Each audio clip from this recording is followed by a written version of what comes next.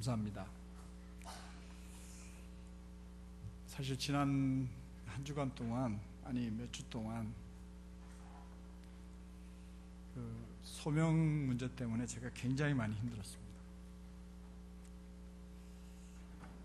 오늘 이렇게 말씀으로 또 찬양으로 이루어주셔서 너무 감사하고요. 정말 고맙습니다. 오늘 말씀 듣기 전에 옆에 분들하고 좀 마음을 여는 의미에서 악수하거나 또 꼭 안아주시면서 늘 행복하세요, 사랑합니다 인사하겠습니다.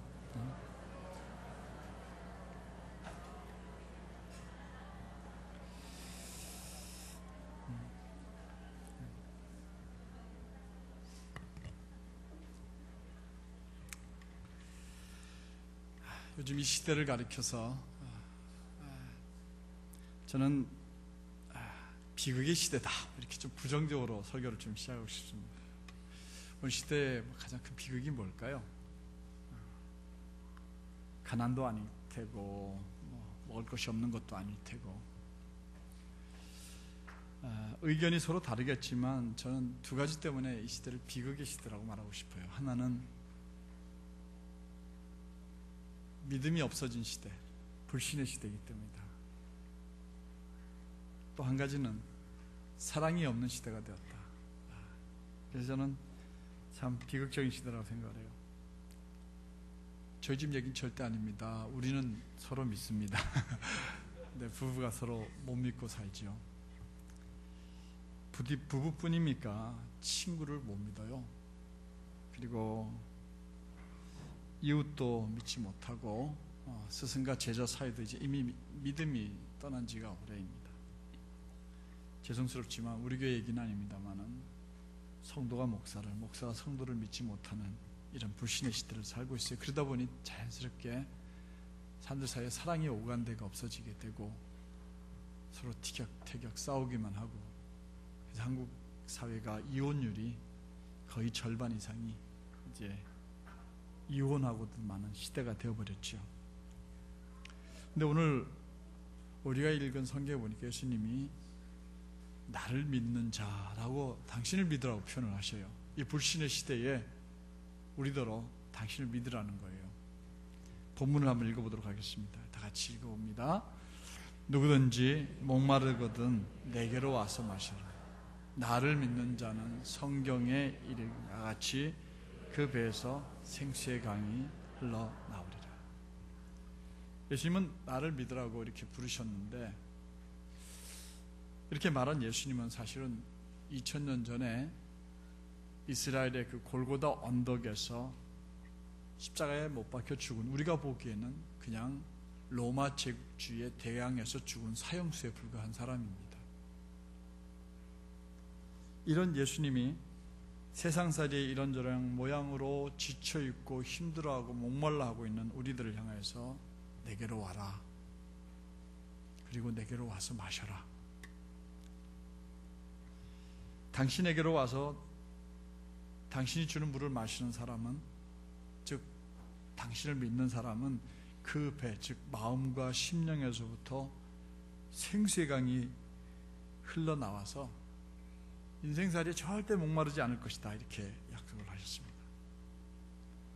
여기서 예수님이 말씀하신 이 생수는 성령을 가리켜 말한다, 이렇게 성경에 기록해 놓고 있습니다.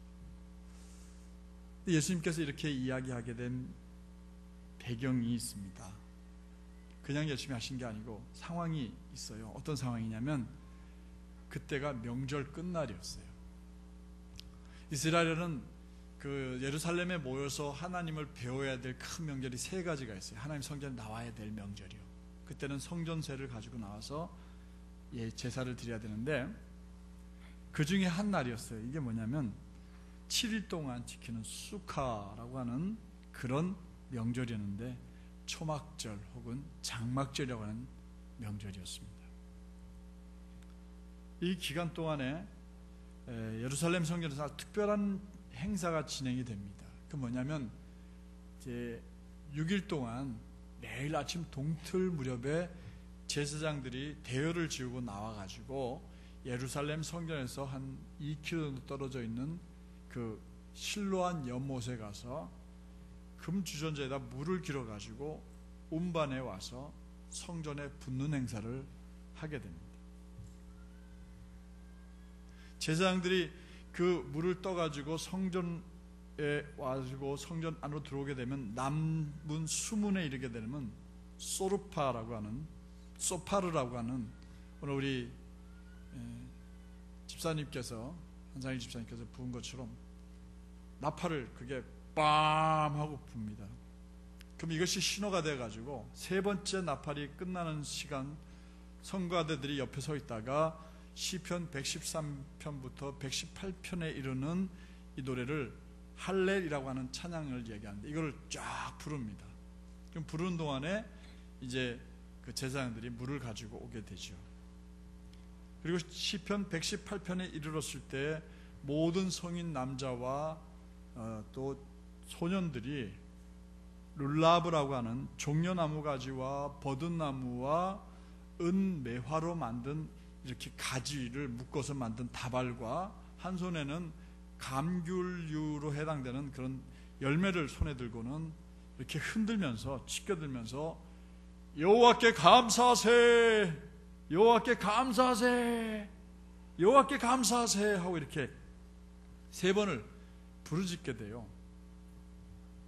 근데 이게 특별히 명절 끝날 일곱째 날에는 이 일을 제사장들이 몇 번을 하냐면 7번을 합니다. 실로암에서 물을 기르와 그 제단을 부을 때마다 이렇게 룰라브를 흔들고 소파를 불고 이런 일들을 했던 거죠. 제사장들이 이제 명절 마지막 날이 되어서 마지막 물을 길어와 가지고 마지막 물을 제단에 이렇게 부으려고 이렇게 높이 드는 순간 예수님께서 거기서 벌떡 일어나셨습니다. 그리고 말합니다. 누구든지 목마르거든 내게로 와서 마셔라. 이렇게 외친 거예요. 나를 믿는 자는 성경에 이르기를 성경에 이른 것 같이 그 배에서 생수의 강이 흘러 넘치리라. 이렇게 큰 소리를 외쳤습니다. 어떤 일이 벌어졌을까요? 순간 의식이 잠깐 정지되고 물이 부어질 것을 기대하고 그 물을 바라보고 있던 사람들은 그 옆에서 말씀하시는 예수님께로 다 눈을 집중해 버리게 되겠죠. 그리고는 유대 종교 지도자는 깜짝 놀랐죠. 이게 무슨 소리야? 누구야? 하고 시끌시끌 웅성웅성 했겠죠. 그런데 물을 붓는 그 물을 바라보고 있는 사람들에게 예수님은 그 물을 가리키면서 누구든지 내게로 와서 마셔라.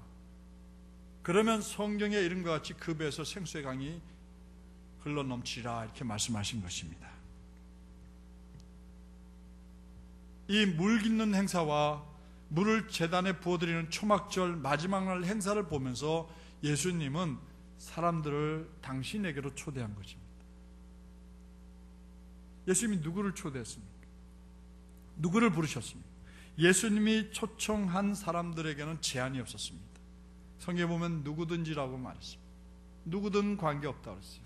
나이가 많든 적든 남자든 여자든 그리고 부자든 가난하든 많이 배웠든 배우지 못했던 건강한 사람이든 건강하지 못하든 아무도 관계하지 않고 내게로 오라고 부르셨어요.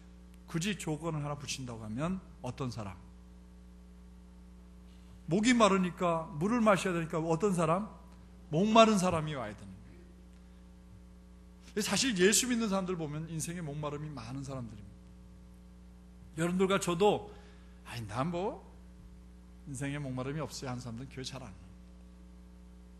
근데 살다가 보니까 너무 절박한 순간을 만나게 되죠. 너무 절박한 순간을 만나게 되죠. 그 순간 주님 앞에 나갈 수밖에 없는 거예요. 예수님이 굳이 조건을 붙인 것이 뭡니까? 내게로 나올 사람, 누구든지 마시기를 원하는 사람은 목마른 사람이 내게로 오라 이렇게 말했습니다. 그렇다면 사람들의 목마름의 의미가 뭘까요? 단순하게 생각하면 물을 마시고 싶다 하는 것이 목마름입니다. 운동을 심하게 한다든지 등산을 한다든지 열심히 노동을 하게 되면 탈수 현상이 일어나게 되고 그래서 당연히 우리 몸이 물을 요구하게 됩니다. 그래서 목이 타지요. 그때 나타나는 현상이 이게 목마름입니다. 그래서 시원한 물을 마시고 싶어합니다. 오늘 앞에 설교를 하고 이 자리에 서니까 목사들은 편안하게 맨날 하던 거 하니까 괜찮은 것 같죠? 아닙니다. 저도 무지 목이 마릅니다.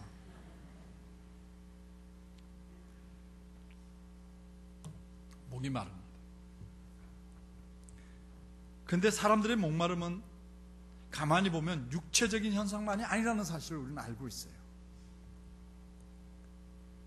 사람이 단지 열심히 운동을 해서 목마른 거 말고 다른 목마름이 우리의 인생에 얼마나 많은지 몰라요. 초조하고 불안해지면 우리 목이 탑니다. 침이 꼴딱꼴딱 넘어갈 때가 있어요.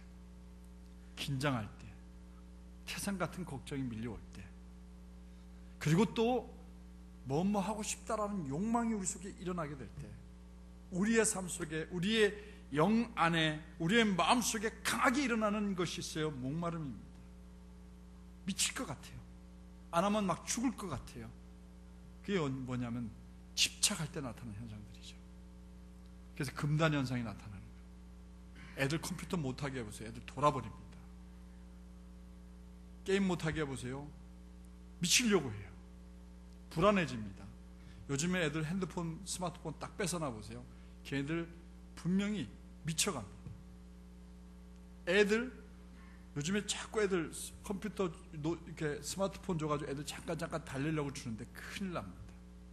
걔네들 그것만 뺏으면 나중에 목말라 버려가지고 미쳐버려요. 지난번 봄이었어요. 제가 서울시대 총동문에서 주관하는 그 동문회 대회가 있는데 거기에 몇 가지 종목이 있어요. 제가 다 잘하는 종목들이에요. 보링도 있고요. 네, 단체전으로 배구도 해요. 탁구도 하고요. 또 그 다음에 뭐가 있죠? 족구도 하고요. 그 중에 또 수영도 해요. 네. 수영은 제가 첫 대회 때 제가 50m 우승자입니다.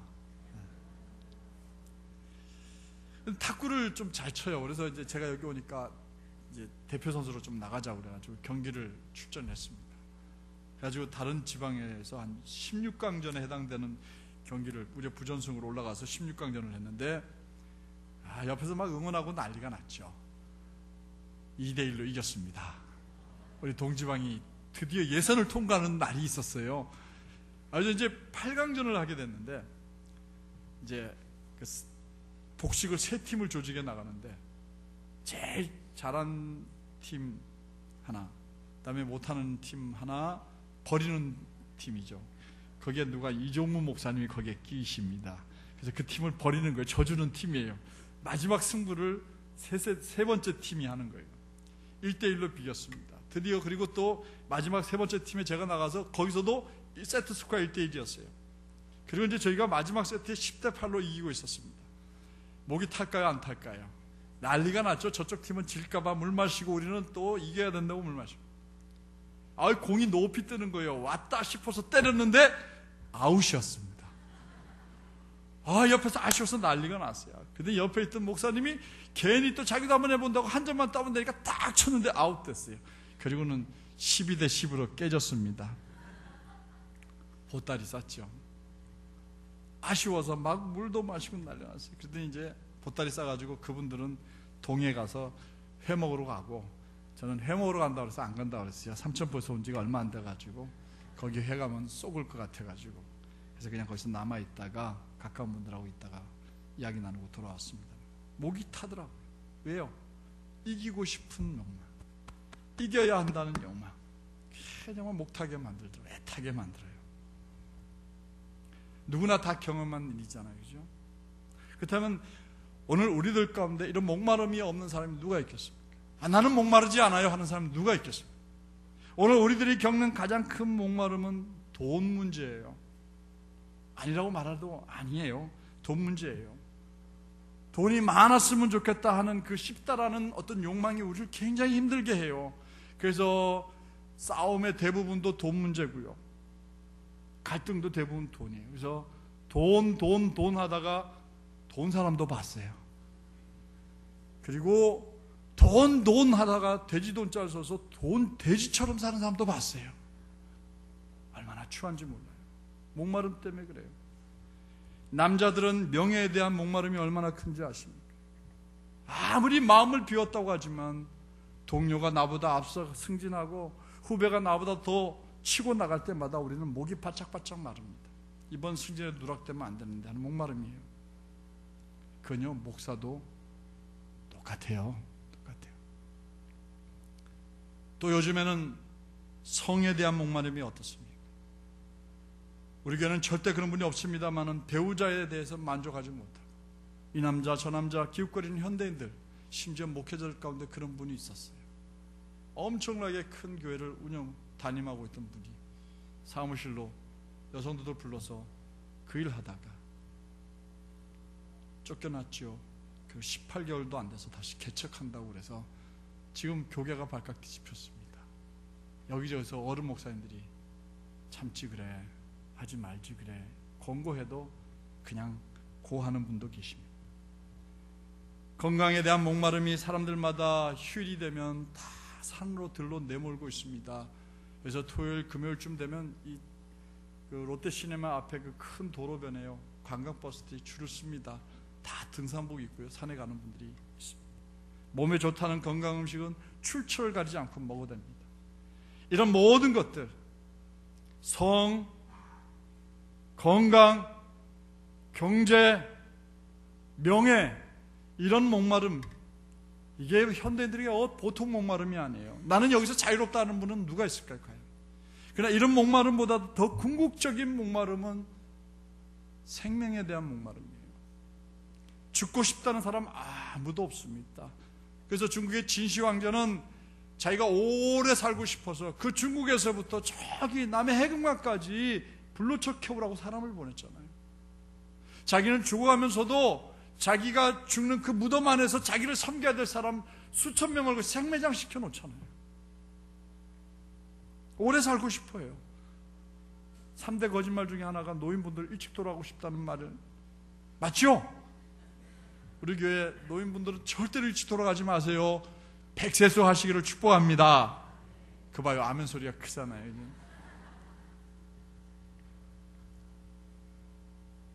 이거 다 공통된 목마름이에요. 그러므로 예수님은 그건 다 알고 계셨어요. 인생의 문제를 다 알고 계셨어요. 그래서 예수님은 목마른 자는 내게로 오라고 초청할 때 그분은, 예수님은 모두를 부르신 것이지 아마 해당되지 않은 분은 아무도 없을 거예요. 결국 오늘 이 자리에 앉아있는 우리도 거기에 해당돼요. 그래서 주님은 오늘도 우리를 향하여서 목마르거든 내게로 와서 마셔라, 이렇게 오늘도 부르고 계신 줄 믿으시기 바랍니다. 이렇게 예수님은 당신의 초청에 귀 기울여 듣고 이 자리에 나온 사람들을 가리켜서 나를 믿는 자라고 용어를 바꾸십니다. 오늘 아침 주의 천사들이 90명 가까이 나왔습니다. 많이 나오셨죠. 저는 그분들을 한 번도 우리 교회로 초청한 적이 없습니다. 제가 이 교회 부임 오니까 한 3, 40명이 이렇게 오셨어요. 그래서 초코파이, 그 다음에 야구르트, 그리고 1,000원을 돈을 이렇게 서서 한 장씩 주고 있더라고요. 오래전부터 해온 일이었대요. 처음에 이게 오자마자는 3,000원씩 줘가지고 300명이 모였대요. 그래서 그건 아니다 싶어서 그만뒀는데 1,000원씩 드리는데 1,000원은 조금 그래요. 그래서 설교를 한번 했더니 어느 분이 매주 5만 원씩 그분들에게 드리라고 헌금을 드렸어요. 그래서 그걸 교회에서 다른 데 쓰기가 그래서 그분을 교회에서 10,000원에다가 그분 그 1,000원에다가 그분이 드린 걸 1,000원 해서 2,000원을 드렸더니 소문이 났어요. 동안교회 가면 2,000원 준대더라. 가지고 이게 늘어났어요. 그러니까 교회에서 5만 원만 전에 드려도 남았던 돈이 80명이 모여오니까 3만 원에다가 또 5만 원 헌금 빼고 또 거기에 3만 원이 더 들어가야 되니까 6만 원에다가 초코파이 이거 가격하니까 갑자기 재정이 10만 원이 더 들어가 버리는 거예요. 제가 돈 많이 들어간다고 그 얘기를 하는 게 아니에요. 오늘 아침에 장로님께 어느 장로님하고 모였을 때 장로님 모임에서 얘기를 했더니 100만 원이 들어도 하셔야 합니다. 그래서 참 믿음이 좋으십니다. 제가 그러고 얘기했는데 당연히 해야겠죠. 그런데 저희 보가 이렇게 한다고 광고로 낸 적이 한 번도 없어요. 서로 소문을 낸 거예요. 그러면 소문을 듣고 야 동안교회 가니까 2,000원 주더라, 초코파이도 주더라 하는 얘기를 듣고 사람들이 왔습니다. 오면은 와서 여기에 앉아 있다는 것은 그분은 받을 걸 뭐하고 나온 거예요? 받을 걸 뭐하고 나온 거예요? 믿고 나왔어요. 줄 걸 믿고 나왔어요. 받아갈 걸 믿고 나왔어요. 그걸 못 믿는 사람은 절대 안 오지. 에이 웃기지 말어 이런 사람은 안 왔어요. 분명히 여기 앉아있는 분들 80명이면 믿고 나온 겁니다. 다음 주에는 100명이 될까봐 또 좀 걱정이 됩니다. 그들은 듣고 믿고 나왔어요. 무슨 얘기입니까? 목이 말라서 예수님 앞에 나온 사람들은 예수님께서 우리 인생의 목마름을 해결해 주실 것을 믿고 나온 줄 믿습니다. 여러분들 그 사실을 믿으십니까? 믿으십니까? 믿지 않고 여기 나와 앉아있는 사람은 참 왜 나오는지 모르는 사람이에요. 적어도 여기 앉아있는 분은 물론 뭐 부모님의 강요에 의해서 나온 사람도 있고 뭐 친구 억지로 오자고 해서 온 사람도 있겠지만 적어도 여기에 나왔으면 여러분들 인생의 목마름을 해결해 줄 거라는 믿음을 가지시길 바랍니다. 그러므로 그 목이 말라 예수님 앞에 나온 사람들은 모두가 예수님이 나의 목마름을, 이 인생의 목마름을 해결해 줄 거라는 믿음을 가져야 돼요. 그런데 이렇게 예수님 앞에 나온 사람들 가운데는 두 종류로 나뉘어져요. 그냥 목적이 다른 데 있는 분들이 있어요. 일부 예배 때 나온 주의 천사들이 거기에 해당되는 분들입니다. 그 중에 하나님 말씀을 듣고 목사님 제가 동안교회 교인이 되고 싶어요. 저희 교회에 오세요.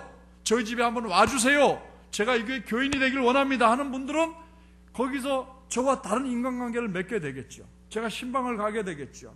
안나회에 소개해서 같이 만나게 하겠죠. 회원이 되겠죠. 근데 그분 중에 한 분도 저한테 그런 분 적이 없어요. 그럼 그분들의 목적은 교회에서 주는 걸 받아가면 되는 거예요. 그런데 예수님을 인격적으로 만나길 원하는 사람들이 있어요. 예배에 나와서 하나님 말씀을 들었어요. 목사님을 통해서 대신 주시는 말씀을 들었어요. 그 들은 말씀이 내 인생이 바뀌어지길 원해. 그 말씀대로 살기를 원하는 사람이 있어요.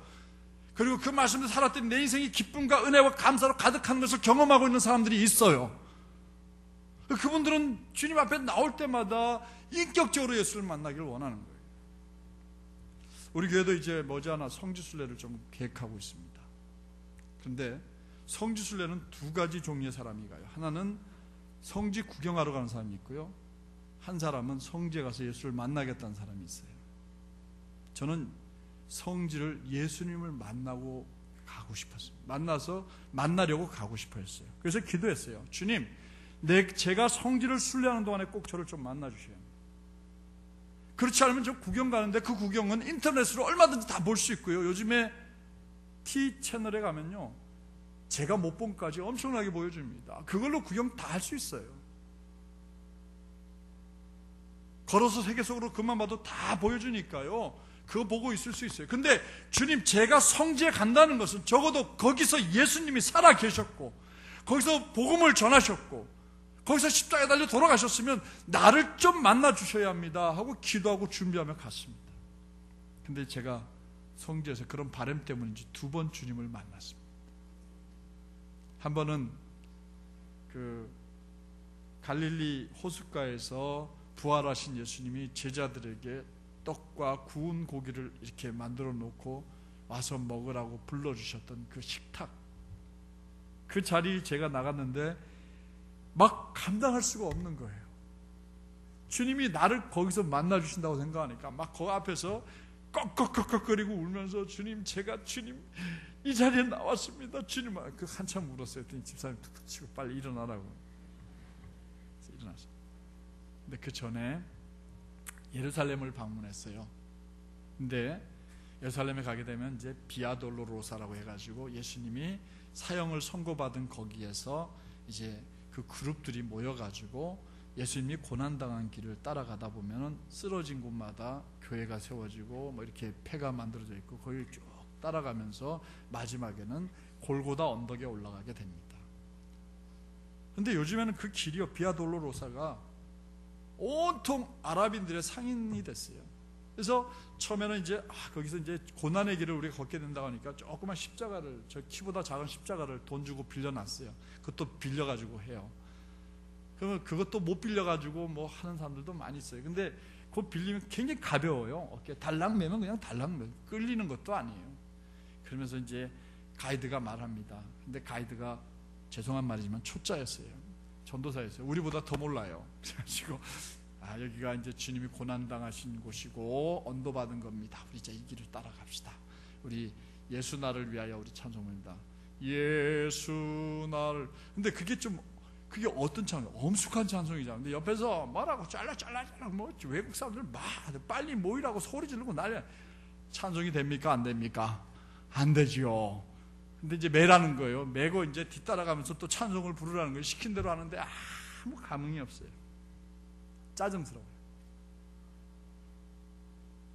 가다 보니까 또 상인들이 $1 붙들고 이거 싸 한국말 왜 그렇게 잘하는지 막 하도 많이 가니까 아저씨 이리 와봐. 지금 고난의 길을 걸으려고 지금 가고 있는데 아저씨 싸 하고 부르니까 그냥 한대 줘받고 싶기도 하고. 제가 굉장히 좋아하는 목사 한 분이 거기서 가이드 이제 라이센스를 받아가지고 가이드 양육을 하는 목사가 있어요. 제가 너무 좋아하는 김진산 목사라고 하는데 그분은요, 자기가 맡은 사람은 일찍 자라고 그럽니다. 그리고 밤 12시에 불러내요. 사람들이 미치려고 그래요. 밤 12시에 여행 중에 나오시라고. 그리고 제 말에 불순종하면 제가 가이드 안 합니다 하고는 그 사람을 그 깜깜한 밤에 불 다 꺼진 그곳에 데려다 앉혀놓고는 비아 돌로로사에 대해 설명을 합니다. 그분이 설명할 때 눈물이 콸콸 쏟아져요. 십자가 매세요. 가볍게 매지 마세요. 무릎으로 매는 심정으로 매세요. 가다가 자빠져 보세요. 이러면서 끌고 가면서 가이드라는데 그때 뭐 $1 아저씨 싸 이거 없어요. 문 다 철시했거든요. 그 언덕길 걸어가면서 정말 통곡한다고 그래요. 다 울어요. 근데 우리는 $1 아저씨 싸 이러고 있는데 그게 올라갔으니 그게 되겠습니다. 올라가가지고 제가 그랬어요. 성전에 딱 들어갔는데 골고다 언덕은 보이지 않고 거기다 뭘 지었냐면 성전을 크게 지어놨어요. 그 성전 안에 보니까 밀랍 인형으로 예수님을 만들어 놨어요. 십자가를 재현해 놨어요. 그 밑에서 우는 마리아도 있고요, 요한도 있고요, 막 창으로 찌르고 막 소리 지르는 로마 군인들 다 있어요. 근데 저는 거기 갔다가 그걸 보는 순간 좀 마음에 들지 않았어요. 내가 밀랍 인형을 구경하러 온 게 아닌데. 그리고는 저는 큰 기둥이 있었어요. 성전을 바치는 기둥 뒤로 가서 앉았습니다. 주님, 저는 저 밀랍 인형을 보러 온 게 아닙니다. 주님이 저를 이 성지로 불러주셨을 때 그때 저 언덕에서 2000년 전에 십자가에 달려 돌아가셨던 주님을 제가 여기서 보고 싶습니다. 주님, 저 좀 만나주세요. 그리고 거기 뒤에 무릎을 꿇고 앉았습니다. 근데 놀랍게도 그 주님은 밀랍 인형 주님이 아닌 인격적인 주님이 내게 다가오셨어요. 상진아 하고 저를 만져주시는데 견딜 수가 없었어요. 정말입니다. 저를 만져주시는 걸 경험했어요. 제 손을 잡아주시는 걸 경험했어요. 목회하느라 고생 많다고 또 막 제 혼자서 위로를 제 혼자 다 받는 거예요. 그랬어요. 주님은 밀랍 인형이 아니셔요. 거기에 맨날 매달려서 좀 더 가까이 가서 만져보고 싶어하는 그런 밀랍 인형이 아니세요. 오늘 우리의 삶의 현장에서 주님은 언제든지 만나주시는 주님이시로 살아계심을 믿으시기 바랍니다. 그래요. 저는 얼마나 감격했는지 몰라요. 주님이 거기서 저를 부르신다는 걸 생각하니까 너무너무 기뻤어요. 그리고 제가 믿고 있는 믿음이 이게 거짓된 것이 아니구나 하는 것이 확신에 차서 그때 돌아왔습니다. 예수에게 나간다는 것은 그를 구경하러 나가는 게 아닙니다. 그를 믿는 거예요. 그를 더 나가서 믿되 인격적으로 만나서 믿는 걸 의미해요. 이 말은 오늘 이 예배에 나온 여러분들 가운데 의례적이고 형식적으로 여기에 나와 앉아서 목사 말 잘하네, 설교 잘하네, 오늘 주의 행력 주의 천사들이 가면서 그래요. 목사님 참 잘생겼다고. 목사 구경하러 왔습니까 지금? 그거 아니잖아요. 예배에 참석해서 우리를 초청해 주시는 예수님을 인격적으로 만나는 자리가 바로 이 자리임을 믿으시기 바랍니다. 이게 믿음 행위예요. 이게 믿음 행위예요. 믿음은 인격적인 만남이, 스쳐가는 만남이 아니라 인격적으로 만나는 만남이 믿음이에요. 교회에 출석하는 것이 아니라 주일 예배 가운데 와서 하나님이 여러분들 가슴을 두들기고 예수 그리스도 앞에서 여러분들이 쏟아내야 될 것 쏟아내고 그리고 주님을 찬양할 때 감격스럽게 찬양합니다. 매일매일 삶 속에서 주님을 만나는 것이 바로 믿음입니다. 우리 예수님과 매일 동행하는 삶이 믿음 생활인 줄로 믿습니다. 그러기에 매일 코람데오의 정신으로 살아야 합니다. 라틴어로 코람데오란 그분 앞에서라는 말이에요. 따라합시다. 코람데오. 코람데오. 우리는 그분 앞에 날마다 서 있는 거예요. 그분 앞에서 생각해야 돼요. 그분 앞에서 계획해야 돼요. 그분 앞에서 말해야 돼요. 그분 앞에서 행동해야 됩니다. 그분 앞에 우리의 삶을 살아가는 겁니다. 이게 믿음의 삶이에요. 그러기에 하나님 앞에 서 있는 우리의 삶이기에 거기에는 거짓도 체면도 형식도 위선도 있을 수 없어요. 오직 진실함과 정직함과 성실함과 거룩함만이 거기 있을 뿐입니다. 이런 믿음을 갖고 예수님께 나아가는 사람들에게 예수님은 아주 특별한 선물을 하나 약속해 주셨습니다. 바로 영원히 목마르지 않는 생수가 되어주시겠다는 것입니다. 이 생수로 잠시 목을 축여 우리의 삶을 잠깐 편안하게 해주는 게 아니라 우리의 욕망의 배, 우리의 심령, 우리의 마음 한가운데에서 성령님 강처럼 흘러넘쳐 생수가 되어주시겠다고 말씀하셨습니다. 이 생수는 바로 하나님의 영이시며 당신의 영이신 성령이라고 성경에 해석을 달아놓았습니다. 39절을 쉬운 성경으로 한번 읽어보도록 하겠습니다. 이것은 예수님께서 자기를 믿는 사람들이 장차 받을 성령에 대하여 하신 말씀이었습니다. 그러나 예수님께서 아직 영광을 받으시지 않았기 때문에 사람들에게 아직 성령이 계시지 않았습니다. 성령은 언제 임합니까? 예수님께서 십자가에 달려 돌아가신 다음에 성령이 임하신다고 기록되어 있어요. 그렇다면 그 배에서 이 생수의 강이 흘러넘쳤다는 말이 무슨 뜻일까요? 사람의 목마름이 샘물로 해결될 수 없는 것 여러분들 잘 아시잖아요. 세상에서 가장 비싼 물이 얼마일까? 어떤 걸까고 제가 인터넷 뒤져봤더니 700ml 1.5리터 PT병 반쯤 되는 물 700ml 한국 돈으로 39,000원 하는 물이 있더라고요. 제가 알려드릴까요? 브링 H2O. 제가 그 회사 사원 아닙니다. 이 물 마셔도 우리의 목마름을 해결할 수가 없어요. 사람이 입으로 마시는 어떤 종류의 물도 사람의 영혼과 정신을 목마름을 해결할 수가 없어요. 그렇다면 어떻게 사람의 정신적이고 영적인 목마름을 해결할 수 있겠습니까? 한 가지 있어요. 오직 생수 되시는 예수, 그분이 해결할 줄 믿으시기 바랍니다. 오직 생수 되시는 성령님만으로 목마름을 해결할 수 있습니다. 예수님은 이 땅에서 십자가를 지고 모든 사람의 죄를 대신하여 죽은 사명을 가지고 이 땅에 왔다가 떠나가셔야 했습니다. 그래서 예수님은 제자들과 우리들에게 자신이 떠나고 난 다음에 우리를 예수님을 대신하여 우리와 영원히 함께할 보혜사 성령을 보내주시다 약속했어요. 요한복음 14장 16절입니다. 쉬운 성경을 읽어볼까요? 내가 아버지께 구하겠고 그분은 너희와 영원히 함께 있을 다른 보혜사를 보내주실 것이다. 이 보혜사가 성령입니다. 생수입니다. 진리의 영입니다. 생수이시며 진리의 영이신 성령님은 우리들에게 모든 것을 가르치시며 예수님께서 우리에게 한 모든 말을 생각나게 해주실 것이라고 요한복음 14장 26절에 말씀하셨어요. 쉬운 성경을 읽어봅니다. 그러나 내 아버지께서 나의 이름으로 보내실 진리의 성령이신 보혜사께서 너희에게 모든 것을 가르치시며 내가 너에게 말한 모든 것을 생각나게 하실 것이다. 예수님에게 나오십시오. 그러면 예수님을 믿으면 그를 믿는 그 사람의 뱃속에서 그의 심령 속에서 마음 속에서 생수의 강이 흘러나오게 됨을 믿으시기 바랍니다. 그 생수의 강은 마치 에스겔 47장에 에스겔이 환상으로 본 성전으로부터 콸콸콸콸 넘쳐나와 강을 이룬 물처럼 예수님께 나와 예수님을 믿는 사람들은 그 심령 속에서 성령의 생수의 강이 옹달샘처럼 솟아나와 내 인생의 큰 강을 이루게 될 것입니다. 우리 삶 속에 목마름이라는 게 없어질 것입니다. 흘러나온다는 말은 잠깐 채워진다는 뜻이 아니라 이 땅에서 사는 동안 계속된다는 뜻입니다. 예수님이 사마리아 성 우물가에서 인생살이에 목말라 있는 한 여인을 만나게 됩니다. 그녀는 목이 말라서 물을 기르러 나왔지만 아무도 물 길러 나오지 않는 시간 정오에 그 뜨거운 정오에 나온 것입니다. 그러니 예수님은 그녀가 다른 목마름을 가지고 있다는 걸 알고 있었습니다. 그녀의 삶이 고통스럽다는 걸 알고 계셨습니다.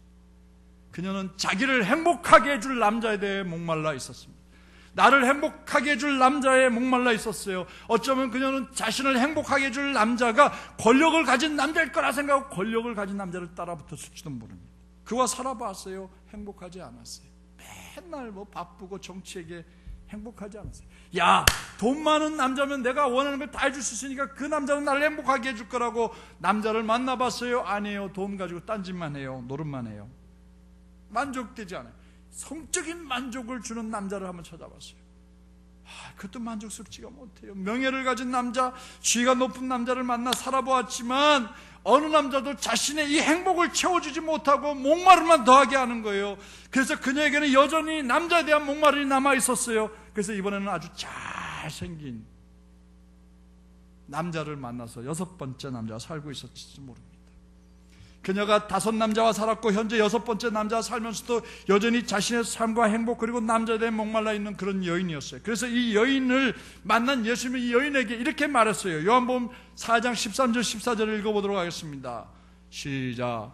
예수님께서 이 물을 마시는 사람은 다시 목마를 것이요 그러나 내가 주는 물을 마시는 사람은 누가 되었든 간에 영원히 목마르지 않을 것이요 내가 주는 물은 그 사람 안에서 계속 솟아나 영원한 생명을 가져다주는 우물이 될 것이요 라고 대답하셨습니다. 할렐루야, 할렐루야. 이 9절에서 예수님이 말씀하신 물, 즉 우리를 영원히 목마르지 않게 하는, 우리 안에서 계속 솟아나는 영원한 생명을 가져다주는 물은 성령, 곧 우리와 영원히 함께 계시는 성령임을 믿으시기 바랍니다. 예수님의 초청을 받아서 예수님 앞에 나오는 자, 곧 예수님을 믿는 자마다 그 심령에서부터 생수의 강이 영원히 흘러넘침으로 그 인간적인 욕망과 욕심 때문에 느끼는 목마름은 사라지고, 하나님 고맙습니다. 하나님 너무 감사합니다. 내게 이런 은혜를 주시네요. 날마다 내 입술에 감사와 찬양만 담기게 될 줄 믿습니다. 예수님이 보낸 성령님은 이미 예수님의 신부가 된 성도들과 함께 다시 한번 더 예수님을 믿지 않고 있는 사람들을 이렇게 불렀어요. 요한계시록 22장 17절 말씀 한번 읽어볼까요? 쉬운 성경입니다. 시작. 성령과 신부가 오소서 하고 말씀하십니다. 이 말을 들은 사람들도 모두 오소서 하고 외칩니다. 누구든지 목마른 자는 와서 생명수를 마음껏 마십시오. 어디로 오라는 거예요? 생명수 강가로 오라는 거예요. 예수님 믿으면 그는 영원히 생명수를 마시기도 목마르지 않는다는 거예요. 주님은 목마른 자만 부른 것이 아닙니다.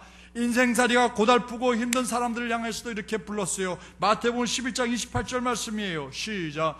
수고하고 무거운 짐진 자들아 다 내게로 오라. 내가 너희를 쉬게 하리라.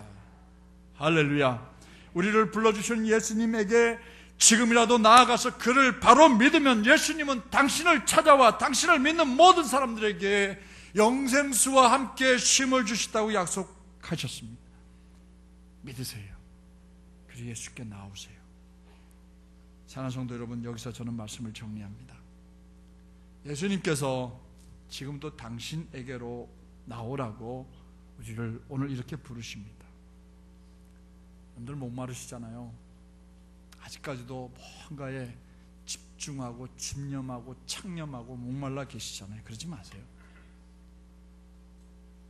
돌아가신 분들 장례 치러보니까 그거 아무것도 아니더라. 인생에 무거운 짐 지고 터덜거리지 마세요. 다 주님께 맡겨버리세요. 그리고 주님께 내려놓으세요. 그리고 주님이 주시는 생수를 벌컥벌컥 마시세요. 성령을 가슴에 가득가득 채우세요. 주님이 말씀하시고 말씀이 선포될 때 아멘! 아멘! 아멘! 이렇게 외치세요. 그리고 내 안에 주시는 성령으로 충만하세요. 그러면 여러분들 삶 속에 힘이 찾아오게 되고 여러분들 입술에는 뭐가 이래서 어쩌고 이런 소리가 안 나고 감사해요. 주님 행복해요. 너무 고맙습니다. 이런 말이 가득가득 담겨서 그 생수의 강 속에 목마름이 없는 삶, 감사 가득한 삶을 살게 될 줄로 믿습니다. 그런 성도들 되시길 주님의 이름으로 축원합니다. 축원합니다. 옆에 분들하고 인사합시다. 생수의 강으로 행복하세요. 이렇게 인사하세요.